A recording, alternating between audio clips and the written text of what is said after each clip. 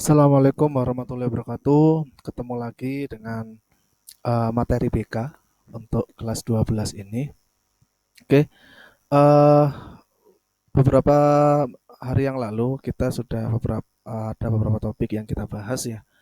Dari mulai pemetaan, terus topik netizen cerdas, sampai kemarin kita adakan kuis untuk materi beberapa minggu yang lalu. Nah, untuk materi di minggu ini kita akan membuat pola untuk memilih profesi dengan metode atau dengan cara SMART. Nah, cara SMART itu seperti apa sih? Lalu tujuannya itu untuk apa? Jadi tujuannya itu agar kalian tuh dapat memahami tentang pentingnya suatu profesi serta mampu memilih atau menentukan jenis profesi dengan cara SMART.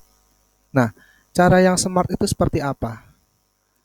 Cara yang SMART itu, nah, SMART sendiri adalah singkatan dari specific, measurable, achievable, reality based, dan time based. Nah, bahasa Inggris kabeh Pak, kok wangel ketoke. Enggak sulit kok. Jadi penjabarannya seperti ini. Bagaimana cara memilih profesi dengan cara SMART? Spesifik, satu, spesifik. Jadi tentukan profesi yang dicita-citakan secara spesifik, jelas, dan profesi itu meyakinkan. Jadi kalian kan pasti nanti memilih karir setelah lulus itu harus ya jelas, tidak tidak abu-abu, tidak gamblang. Kalau misalnya kalian mau jadi aparat ya jadi aparat, kalau kalian mau jadi di bidang militer ya militer, jadi harus jelas gitu.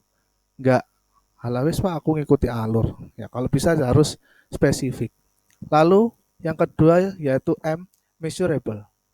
Jadi dalam memilih profesi, pilihlah profesi yang bisa diukur baik buruknya, kemudahan dan kesukaran atau kesulitan yang ada untuk mendapat profesi tersebut.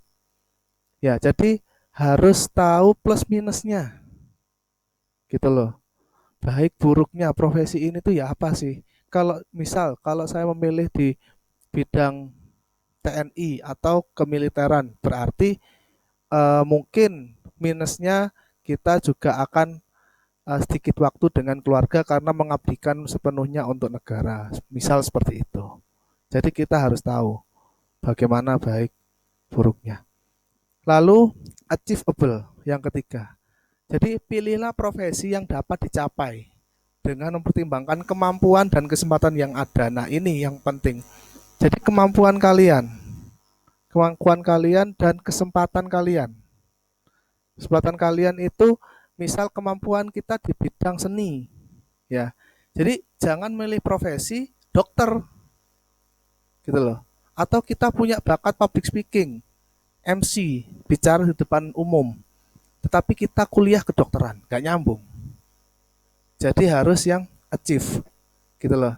Jadi memperhatikan kemampuan dan kesempatan, seperti itu. Nah, lalu yang keempat yaitu reality base atau dalam memilih profesi harus realistis, tidak boleh muluk-muluk. Walaupun memang boleh sih cita-cita itu kan tinggi boleh lah. Tapi kita juga harus rasional dalam memilih karir.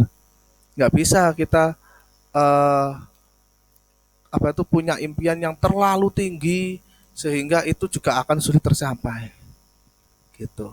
Yang terakhir adalah time base atau ketika kita memilih profesi harus memiliki target waktu. Jadi ada dua opsi, yaitu uh, outcome dan output. Outcome itu untuk yang jarak dekat atau jangka waktu yang dekat dan output untuk yang jangka waktu yang lama. Gimana sih? Saya setelah lulus 5 tahun kemudian ingin jadi ini. Saya setelah lulus 10 tahun kemudian ingin menjadi ini. Jadi itu terukur. Time base-nya terukur. Gitu loh. Untuk mencapai profesi yang diinginkan itu terukur. Jadi ketika manusia itu punya target, ketika manusia itu punya uh, acuan dalam hidupnya, dia itu nggak akan terombang-ambing sama kesempatan-kesempatan yang istilahnya halu ya. Jadi semuanya ada pertimbangannya. Gitu. Ini cukup singkat, Bapak bikin video juga cepat-cepatan